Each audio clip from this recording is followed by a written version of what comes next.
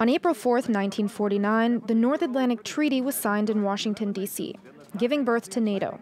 It was a military pact, but also an alliance of shared values to counter the Soviet threat in post-war Europe. If there is anything inevitable in the future, it is the will of the people of the world for freedom and for peace.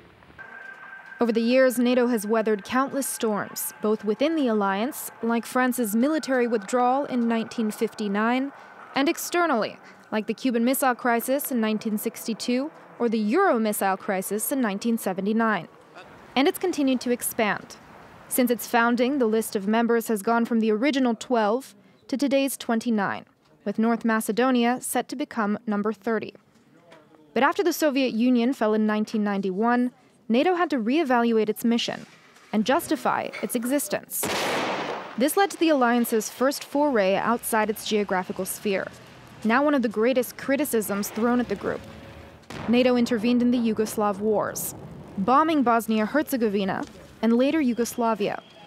And at the turn of the century, the alliance faced one of its biggest tests ever, an attack against one of its members.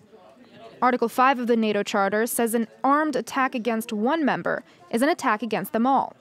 The first and only time this article has ever been invoked was the day after the September 11th attacks in New York City in 2001. NATO members came together and went to war with the United States in Afghanistan. As NATO enters its 8th decade of existence, faith in the organization is running thin.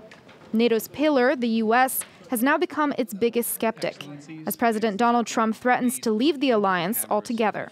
The most important crisis that NATO faces is the absence, for the first time in its history, of a strong, principled American president who believes in NATO. Thank you very much. Trump has repeatedly slammed allies for not meeting their defense spending pledges and said the U.S. should only protect countries that pay.